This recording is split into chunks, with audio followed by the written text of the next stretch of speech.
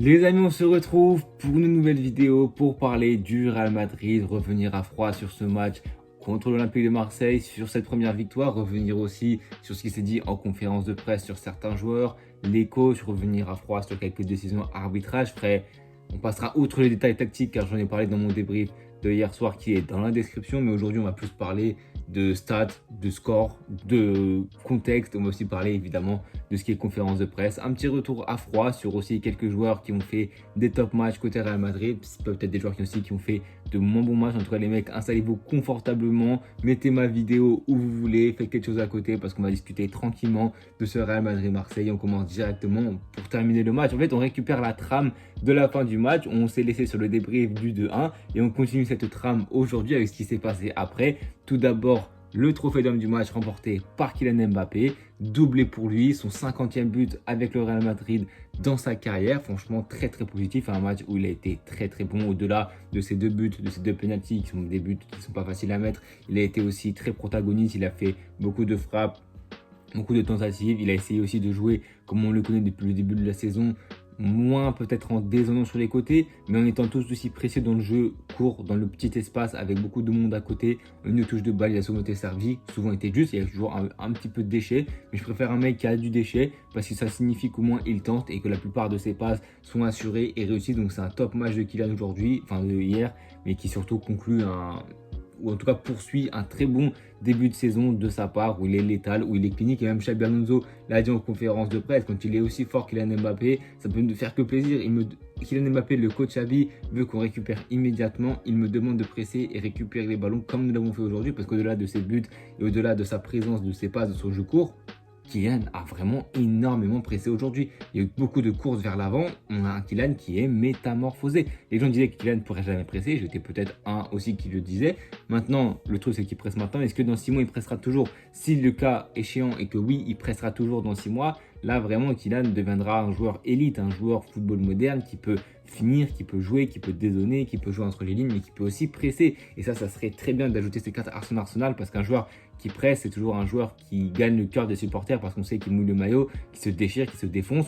Avec Carlo, il ne le faisait pas parce que derrière ça ne suivait pas, mais avec le Real, et c'est le point positif de ce match, je vais peut-être un peu moins parler, c'est le comportement mental, c'est le comportement collectif des joueurs qui aujourd'hui ont pressé. À deuxième mi-temps, c'était un petit peu plus décousu, avec plus de fautes. Marseille qui veut essayer de gagner du temps, ce qui est logique. Mais le Real Madrid, c'est surtout le comportement, les intentions au niveau du pressing, au niveau des courses. On le voit depuis le début de la saison, mais on l'a moins vu qu'au Marseille. Côte Marseille, j'ai dit, on a fait notre meilleure première mi-temps de la saison, peut-être même depuis longtemps, parce qu'on a vu beaucoup de choses au niveau de la création du jeu, au niveau des attaques, des salves offensives qu'on a mis, du danger qu'on a procuré sur les cages marseillais. Sans un énorme roulis, le match il bascule bien plus tôt. Malheureusement, ça ne l'a pas fait et on s'est fait peur, on a été mené. Et si Marseille a cru en la victoire, c'est un problème, parce que normalement, qu'on soit clair, ils ne doivent pas croire une seule seconde qu'ils peuvent nous battre. Mais bon, ils ont réussi à mener, le score. Ils ont eu quelques situations, quelques occasions, pas de là à ce qu'on tremble véritablement, mais ils ont quand même eu des situations.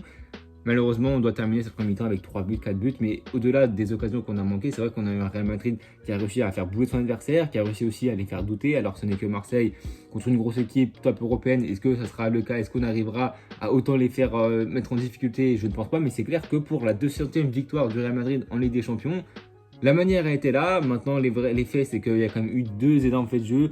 Les pénaltys de Kondogbia, pour moi, il est indiscutable. Je pense qu'il n'y a même pas de débat dessus. Le pénalty, malheureusement, de Medina qui donne le deuxième pénalty au Real Madrid pour la 200e victoire, le 50e but de Kylian LDC. Il est évidemment beaucoup plus contestable. Malheureusement, les règles sont les règles. Je suis le premier à les déplorer quand c'est contre le Real et même pour le Real Madrid. La règle est hyper sévère. Medina, qu'est-ce qu'il doit faire? Est-ce qu'il doit se couper le bras pour pouvoir tacler sereinement? Bien sûr que non, malheureusement. La règle est la règle. Il y a quand même beaucoup de règles qu'il faut changer. Contre l'Atlético Madrid, le but annulé du Julián Álvarez de penalty, on sait tous que c'est lunaire, que c'est la première fois de l'histoire qu'on voyait ça quasiment. C'est des règles qui, tant que ça ne bouge pas, on sera toujours aussi frustré. Nous, ça nous profite aujourd'hui, mais ça profitera à un autre et ça nous desservira aussi à un moment donné de la saison. On sait très bien que la bascule, elle se fait en tout temps et on sait très bien que ça pourra tomber sur nous un jour. Aujourd'hui, ça n'est pas arrivé. On a eu aussi beaucoup de réussite parce qu'on est au Bernabéu et qu'on sait que ça peut peut-être influencer les arbitres au niveau de quelques décisions. On a eu de la réussite. Medina tacle, le ballon bas sur son pied, qui retombe sur son bras. Il est complètement dans une position naturel, il veut se rattraper, sinon comment tu veux qu'il tacle sereinement? Le ballon touche sa main, le penalty est vraiment très offert par le Real Madrid, est vraiment très inattendu, on va dire. Mais bon, évidemment qu'on va pas cracher dessus pour les 3 points.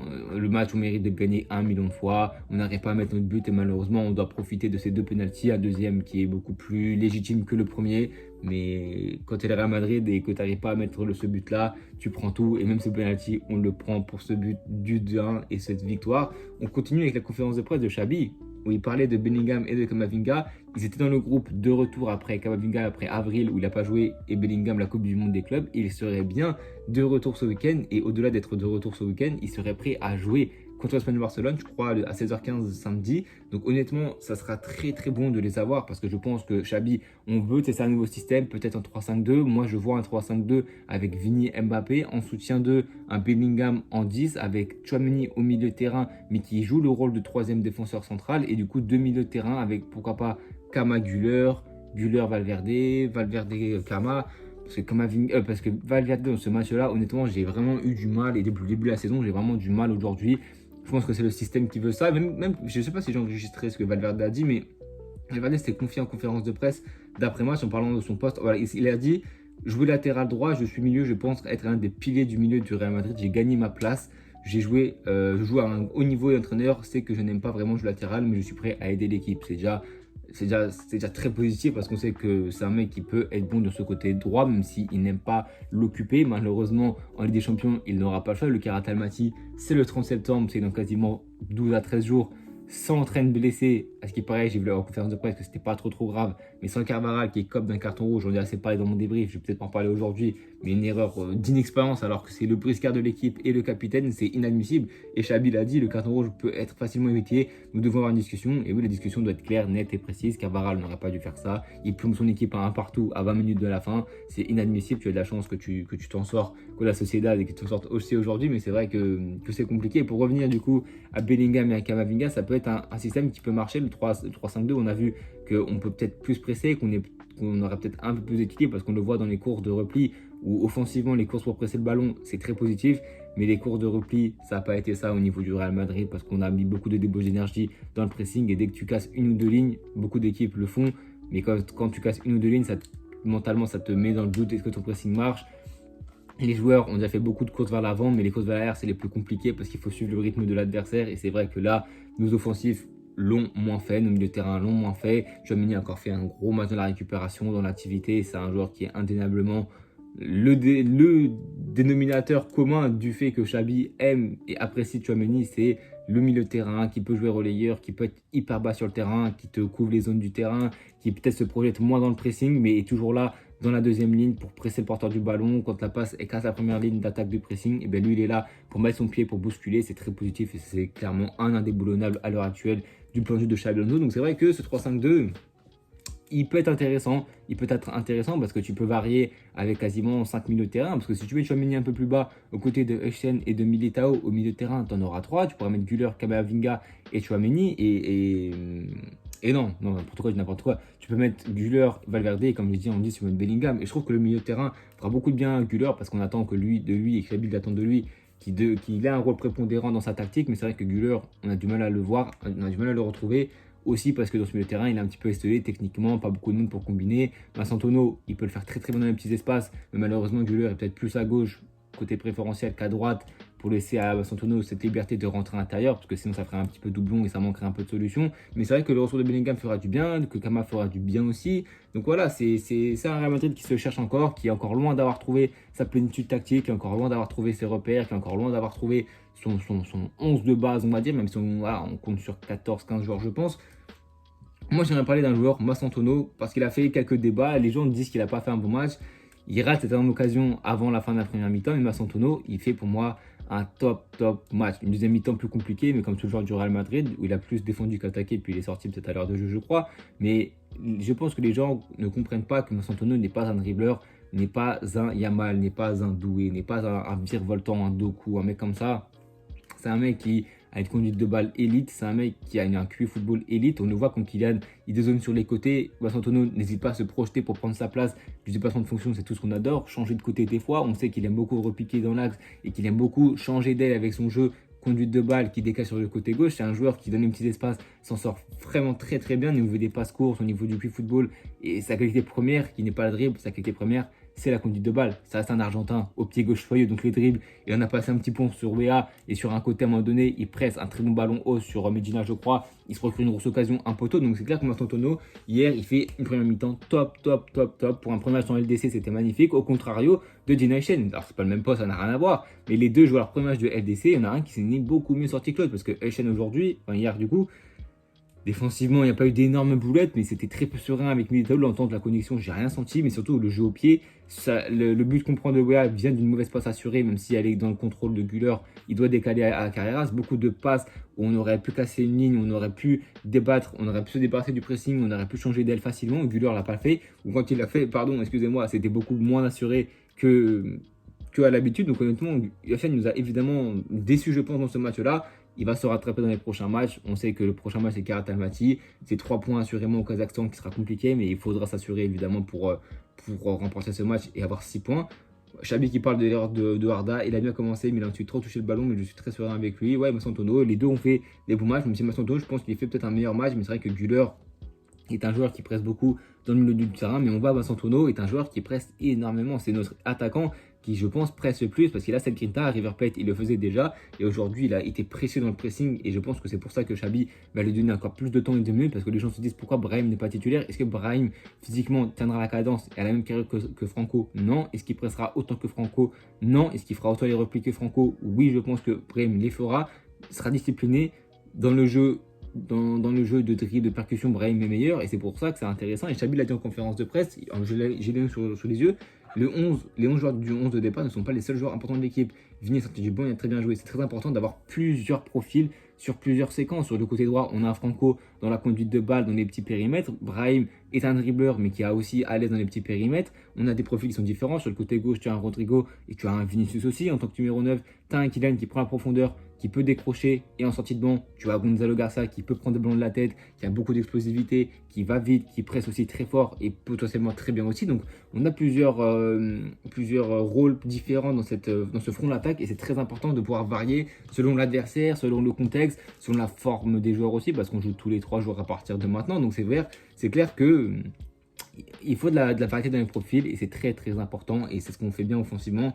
Maintenant, la variété de profil, on en manque peut-être au milieu de terrain et ça, c'est peut-être sur ça qu'on pêchera au niveau du fil et de la continuité de la saison. Chabi qui parle de la façon dont nous avons joué en première mi-temps et que nous sommes créé beaucoup d'occasions, nous avons très bien joué, il nous manquait plus de mettre le ballon au fond des filets. Il a adoré ce qu'il a vu et honnêtement, oui, en plus, il est dit juste après, il dit je suis venu au Real Madrid pour qu'on soit fier de ce club, etc., fier de la manière dont on joue et honnêtement, si on est fan de Madrid en première mi-temps, on ne peut que être fier parce qu'on a fait un très très bon match, on s'est procuré énormément d'occasions, énormément de situations, on a vu beaucoup de très bonnes choses.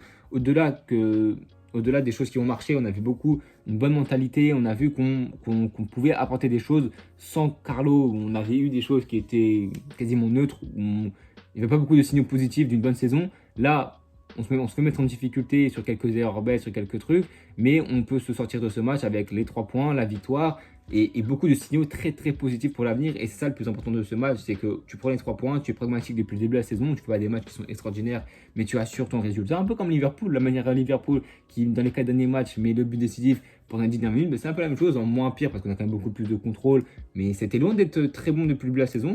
Mais on prend les 3 points et c'est le plus important et c'est dans les gros matchs là qu'on voit si le pressing marche parce que le pressing contre les petites équipes de Liga ça sert pas à grand chose, enfin ça sert pas à grand chose, ça sert à grand chose, mais les petites équipes de Liga n'ont pas l'ambition de ressortir court. Marseille a beaucoup voulu ressortir court par Balerdi, par Medina au milieu de terrain, par Kondogbia aussi qui décrochait, qui a porté le ballon plusieurs fois, qui a cassé plusieurs lignes par sa conduite de balle. Les petites équipes de Liga n'ont pas cette mentalité, ne veulent pas forcément faire ça parce qu'ils savent qu'ils ne sont pas forcément en capacité de le faire. Et c'est clair que dans les gros matchs, il faut que le pressing marche. Et aujourd'hui, il a marché un temps malheureusement dans la continuité. Et on sent aussi qu'on a un peu pêché physiquement, mais dans la continuité, c'est très positif pour la suite. Donc franchement moi je suis content du match qu'on a vu. Le Real Madrid a reçu 4 cartes rouges en seulement 11 matchs sous Xabi.